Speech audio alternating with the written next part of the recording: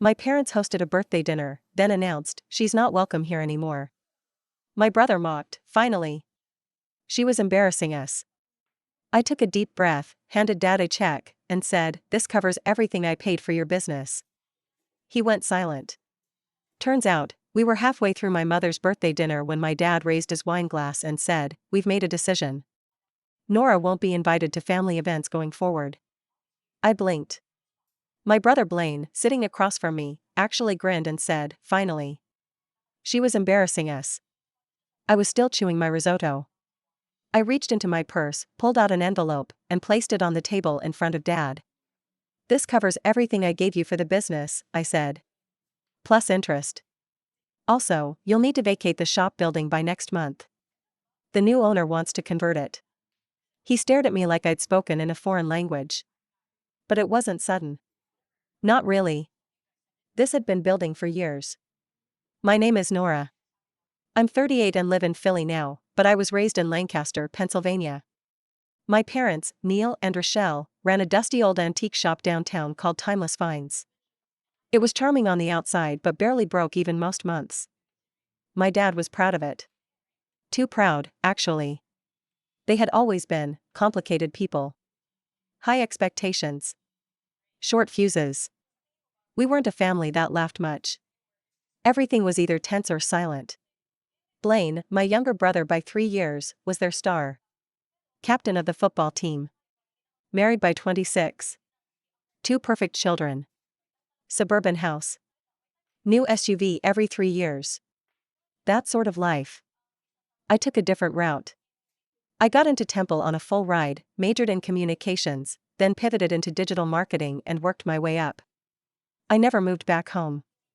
I visited less and less as the years passed. I didn't fit into their version of what a woman in our family should be. Still, when Dad's antique store hit hard times in 2018, mostly due to poor management, bad credit, and a massive downturn in foot traffic, I was the only one who stepped in.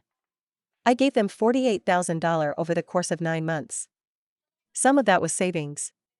Some of it was from a freelance contract I took in New York that burned me out completely. But I did it because I didn't want to see them lose their store. I wanted them to have some dignity. I didn't get so much as a thank you after the last payment. In fact, after that, the calls slowed. The texts stopped. When I visited, I got the sense they were embarrassed by me. I wasn't married. I didn't have kids. I rented a townhouse instead of owning. I worked from home. I think my mom once introduced me to a neighbor as our daughter, she's creative. Fast forward to last year. Out of nowhere, I got a text from my mom, "We're having dinner for my birthday next Saturday. At the press room. 6:30, it would mean a lot if you came." It struck me as odd. We weren't close anymore. But I felt obligated. She was still my mother. I hadn't seen them since Thanksgiving. I bought a bottle of Bordeaux, dressed up, even got her a small engraved bracelet I thought she'd like. When I walked in, the whole family was already seated. My brother, his wife Rachel, their 2 kids. Aunt Beth and Uncle Perry had driven in from New York. Everyone was dressed nicely, laughing, talking. I kissed my mom's cheek. She smiled thinly. Nobody asked me much about my life. It was all about Blaine and the kids. How well the twins were doing in school. How Rachel's yoga studio was expanding. Blaine's new job title, Director of Regional Sales. I sipped my wine and tried not to feel like a ghost in the corner. Then came the toast. My mother stood up. Her hands were steady, but her voice had a rehearsed cadence. "I just want to thank everyone who's been supportive, who's uplifted this family. Who's made it stronger." Then she looked at me. "We've made the decision as a family," she continued, "that Nora won't be included in future family events. It's been too difficult for too long."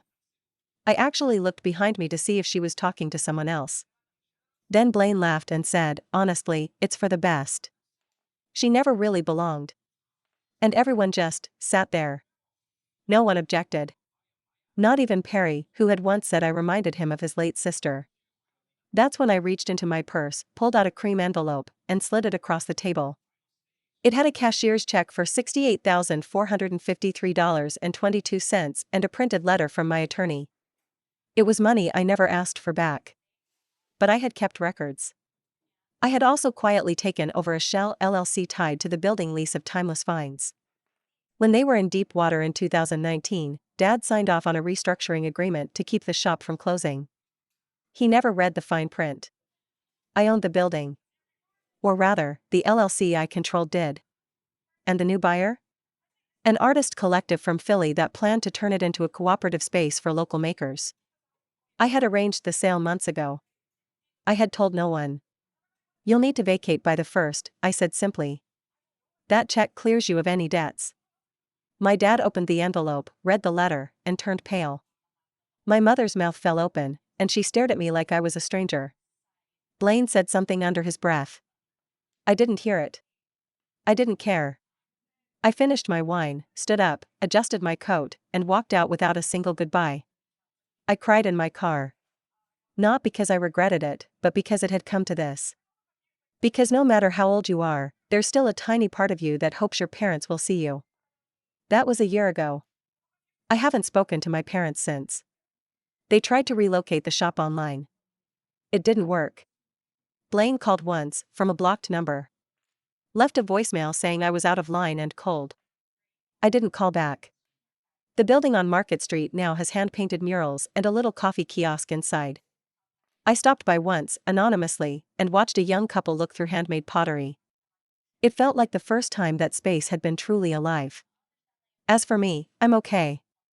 I started teaching marketing workshops for women who run small businesses in underserved areas. It's not glamorous, but it feels purposeful. Sometimes I feel a pang. Guilt? Grief? I'm not sure. But I know I did what I had to do. They made their decision at that dinner table. I simply honored it. A few weeks after the dinner, I received a certified letter. It was from my father. Not a lawyer, not Blaine, just my dad's uneven handwriting scrawled across an off-white envelope. I didn't open it right away. I let it sit on the kitchen counter for 3 days, tucked between a gas bill and a mailer from Bed Bath & Beyond. When I finally opened it, it wasn't an apology. It was 2 pages of justification. He explained how I had disrespected the family and humiliated your mother on her birthday. He said I had always been too sensitive, too dramatic, and that my actions were a betrayal that changed everything. What stood out most wasn't the accusations. I was used to those. It was what was missing. No mention of the money. No acknowledgement of the sacrifices. Not a word about the check or the fact that they had quietly accepted help from someone they claimed was a liability to the family image. There was a sentence at the end, "I hope one day you realize how much you've hurt us." I folded the letter carefully, placed it in a drawer, and never responded. But I thought about it constantly. Blaine's voicemail stuck with me too. He hadn't spoken to me in almost 2 years before that dinner, but now he suddenly had something to say. "You didn't have to go that far," he said in his message. "You could have just walked away." This was cruel. Cruel. That word came over and over in my mind for weeks. I'd done something permanent, yes. But I hadn't done it in anger. Not impulsively. Not out of spite. The truth was, I had been preparing for this split long before it became official. People like Blaine, and my parents too, they operated in a world where hierarchy was everything.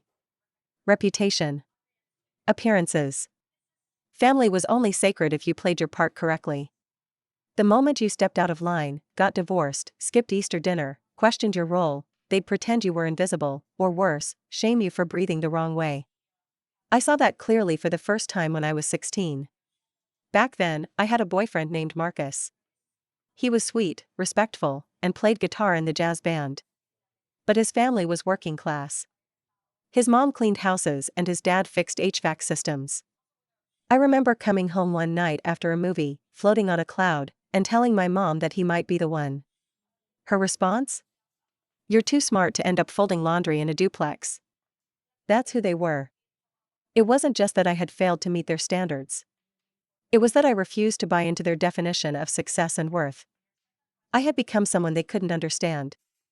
And eventually, I didn't want to go around. So when people said I was cold or harsh for what I did, reclaiming the shop, handing them that check, walking away, I had to remind myself that it didn't come out of nowhere. It came from years of playing the grateful daughter, the one who swallowed slights, bit her tongue, quietly paid overdue electric bills without ever being thanked. It came from years of being told I was too much and not enough, all at once. Still, there were parts of me that wrestled with guilt. I found myself wondering if my parents were struggling. I thought about what my mom must have felt like when she walked into the store that final time, finding it stripped down to bare floors, echoes bouncing off the walls that once held shelves of cracked china and old postcards. I imagined her small, hunched, older than I remembered, because she was older. Because time had moved while we were all pretending things were fine. And I wondered what they told people. Their friends at church. Their longtime vendors. Did they say the store closed because of the economy? Did they mention my name at all? My friend Allison, someone I met through a small business workshop in Philly, told me something that helped. She said, "Guilt is what happens when you take your power back from people who were never supposed to have it in the first place." I'd never thought of it like that. A month after the shop closed, I got a message on Instagram. From Rachel. Yes, that Rachel, Blaine's wife. She had never said a kind word to me in her life, as far as I could remember. She was one of those women who smiled with her mouth but not her eyes. Who spoke in pleasantries and cut you with the follow-up. But this message was different. It said, "I know we haven't talked, and I'm sure you don't want to hear from me. But I think you should know that Blaine's drinking again. He's been out of work for a few weeks. I'm worried. I don't know what to do." I stared at the message for 10 minutes. Read it 3 times. Then put my phone face down. Was it sincere? A trap? A guilt trip? Eventually, I wrote back, "I'm sorry you're going through that. I hope he gets help. But I can't be part of that anymore." She never responded. I didn't expect her to. Sometimes people think that when you walk away from a family like mine, it's like closing a door and never looking back. But that's not how it works. It's not a clean break. You still smell your mother's perfume when you pass someone wearing something similar on the sidewalk. You still think of your dad when you see a 1950s radio in a thrift store. You still remember the look on your brother's face when he scored his first touchdown, and how proud you felt, even when he wouldn't give you the time of day. Family doesn't disappear. It lingers. But just because something lingers doesn't mean you need to keep it in your life. I've had to relearn a lot of things. That love doesn't always come with warmth. That support isn't always loud. Sometimes, the only way to preserve your peace is by becoming the villain in someone else's story. And I'm okay with that now. Because villains sleep better than martyrs. A few weeks after Rachel's message, I started getting emails. Not from Blaine. Not from my parents. From vendors. 3, to be specific. 2 in-state, 1 from Ohio. All small business owners who'd supplied antique items or consignment merchandise to timeless finds. Each one confused. Each one asking roughly the same thing, "Hi Nora, we were just trying to follow up on the outstanding invoices with the store. Rochelle said we should reach out to you?" I blinked at that last line. Rochelle said we should reach out to you. It was late on a Thursday evening when I read the third one. I had been winding down with a glass of Pinot, catching up on emails while a true crime documentary hummed in the background. That line hit me like a slap. They had given my contact info to creditors. That part wasn't even the worst of it. One of the emails included an invoice still unpaid, for $6,100. A consignment agreement my mother had signed in early December. Weeks before that birthday dinner. Weeks before they told me I wasn't welcome. The terms were clear: the shop was supposed to pay the vendor within 60 days or return the unsold inventory. Neither had happened. I had no legal responsibility for those debts anymore. None. My lawyer had finalized the separation paperwork months ago when the building sale went through. But ethically? Morally? I didn't want these vendors, small, independent artists and collectors, getting shafted by my family. So I forwarded everything to my attorney. He called the next morning. "You're not liable," he said. "Not unless you co-signed." Which you didn't. This is their mess. I paused. Then said, "Can we at least send a letter to the vendors confirming I'm not affiliated anymore?" He agreed. I spent that afternoon crafting a very polite, very firm response to each of the 3 vendors. I explained the ownership transition, the legal separation, and provided contact info for my parents directly, real emails and phone numbers, no buffer. I didn't hear back from the two of them. But one replied, "Thanks, Nora. I kind of figured something was off. Rochelle said you were still managing things behind the scenes." I guess that wasn't true. Behind the scenes. That phrase unsettled me more than it should have. It made me wonder, how long had my parents been using my name as leverage? Was that the plan all along? Keep me at arm's length in the family, but close enough to benefit from my reputation and perceived involvement? 2 weeks later, the knock came. It was early afternoon, overcast, one of those gray Philly days where the city looks like it's been dipped in dishwater. I was home, on a video call with a client, when I heard it, 3 short knocks, then silence. I figured it was Amazon. I finished my call, muted myself, then padded down the stairs in socks. There was a man on my porch. Mid-60s. Trim. Polished. Balding, but with a kind face. He held a folder in his left hand. I cracked the door. "Can I help you?" He asked. "Are you Nora Talbot?" I hesitated. He quickly added, "I'm not a debt collector or anything like that. I used to work with your father." That stopped me cold. He introduced himself, his name was Martin Caro. Said he was a retired CPA. He used to handle seasonal tax prep for my dad's store, back before my mom took the books in-house around 2016. "I probably shouldn't be here," he said. "But I thought you ought to see something." I let him in. Martin laid out the folder on my dining table, flipping it open with the kind of care usually reserved for old maps or family Bibles. Inside were photocopies of statements, notes, and flagged receipts going back nearly a decade. He said he'd been cleaning out an old storage cabinet and stumbled across them. He almost tossed them, until he saw my name. "That's when I remembered the call Neil made in 2019, he said. Asking me how to structure a cash loan from a family member so it didn't show up on taxes. I advised him to report it anyway. Told him it was cleaner that way. He looked up at me. He didn't. There it was, in black and white. My father had taken nearly $50,000 from me under the table, labeled it as miscellaneous support in a line of handwritten notes. In some years, he filed partial earnings under fake supplier codes. In other years, nothing at all. To the IRS, I didn't exist. To his ledgers, I was just a temporary patch. Martin sighed and slid one last sheet toward me. It was a copy of an email dated November 3, 2022, 5 weeks before the birthday dinner. Subject: Need language for disinheriting adult children, advice? The sender was my father. I didn't cry. Not then. I just sat there, quiet, letting the weight of it settle. Martin finally said, "I thought you deserved to know. I never liked how they treated you." He left shortly after. And once again, I was alone in my house, staring at proof that what I had suspected was true. I wasn't just unloved, I was being erased. I didn't tell anyone for a few days. Not Allison. Not my friends. I sat with it.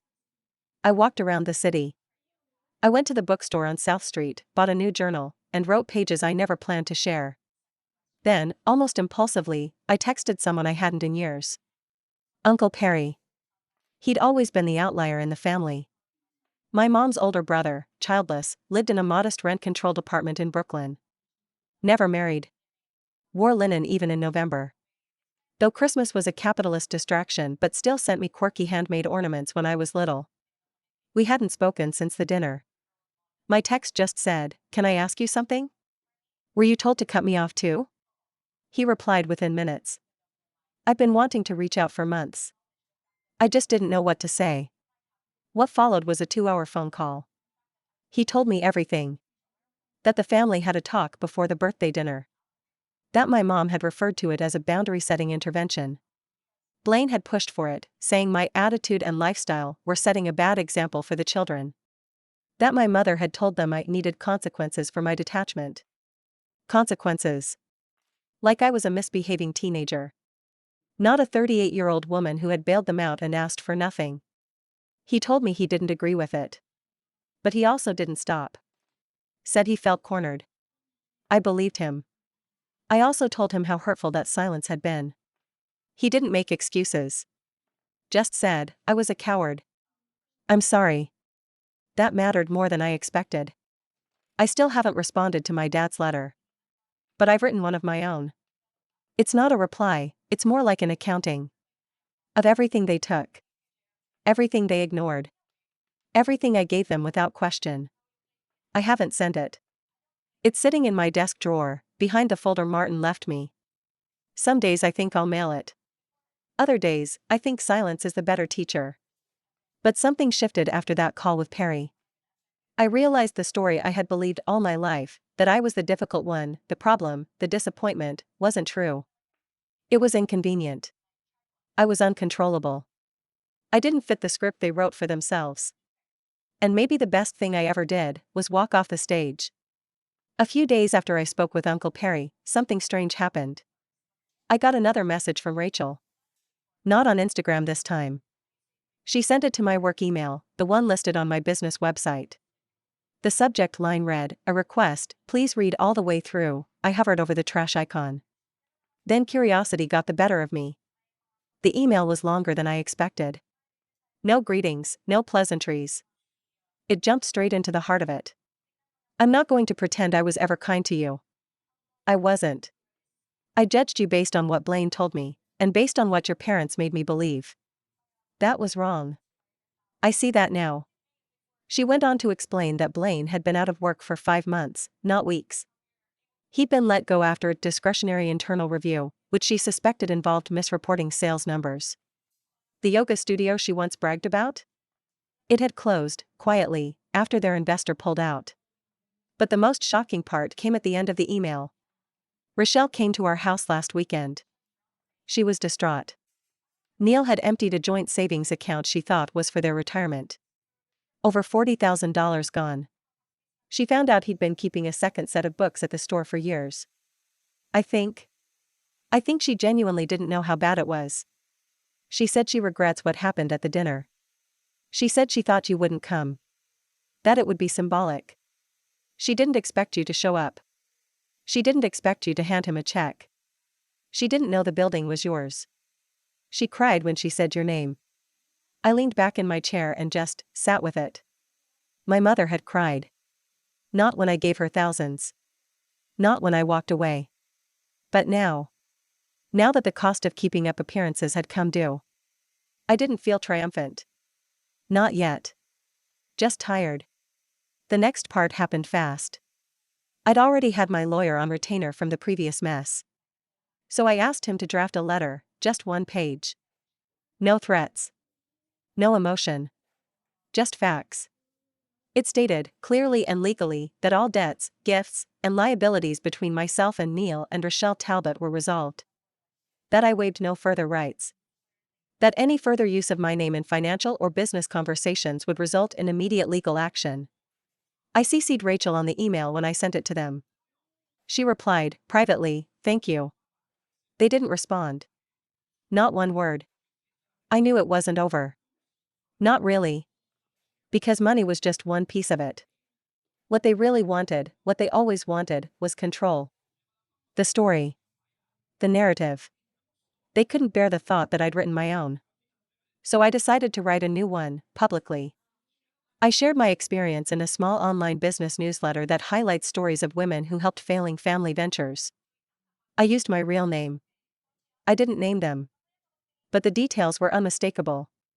The piece went modestly viral. Local news picked it up. Then a few blogs. Then a podcast. Suddenly, I was getting emails from other daughters, other sons, even spouses who had sacrificed for families that never once said thank you. Somewhere in the middle of that, a quiet victory began to bloom. Not revenge in the vengeful sense. But justice. People saw me. Not as an outcast. Not as an embarrassment. As a woman who gave. And gave. And gave. And finally said, no more. The final chapter didn't come with a bang. It came with an envelope. This time, not from my parents. From a law firm in Lancaster. Inside was a single sheet of paper. My parents had sold what remained of their online business to a third party for a small sum. In the agreement, there was a clause that read, all operations have been terminated. Any marketing materials or vendor outreach containing the name Nora Talbot or referencing former contributions are prohibited. There was also a note, scribbled in shaky handwriting, on hotel stationery: "We're leaving Lancaster. Going to stay with Rochelle's cousin in Des Moines for a while. Do not contact us. We won't contact you. Neil." It was the cleanest break I'd ever received from them. Almost sterile. But also, final. And that's what I needed. I closed the drawer that held my unsent letter. I didn't need it anymore. I didn't need closure from them. I'd already built it myself. A few weeks later, the Artist Co-op hosted its grand opening in the old shop building. The place looked nothing like it used to. Fresh white walls. Skylights. Local painters and ceramicists showcasing their work. People walking in and out with coffee and tote bags, excited, inspired. I stood in the back corner, watching. No one knew who I was. And that was okay. All I felt was peace. Peace in knowing that what they tried to keep broken had become something beautiful, not because of them, but in spite of them. I didn't burn their legacy to the ground. I just stopped carrying it. And in the empty space where guilt used to live, I built something better. Something of mine. My parents publicly disowned me at a family dinner after years of emotional distance. I responded by handing my father a check covering all the money I had given to save their antique business, then revealed I owned the building and was evicting them. After uncovering deeper financial betrayals, I cut all ties and moved on. Now, the shop is an artist co-op, and I've found peace, not revenge. Sometimes the best revenge is reclaiming your life.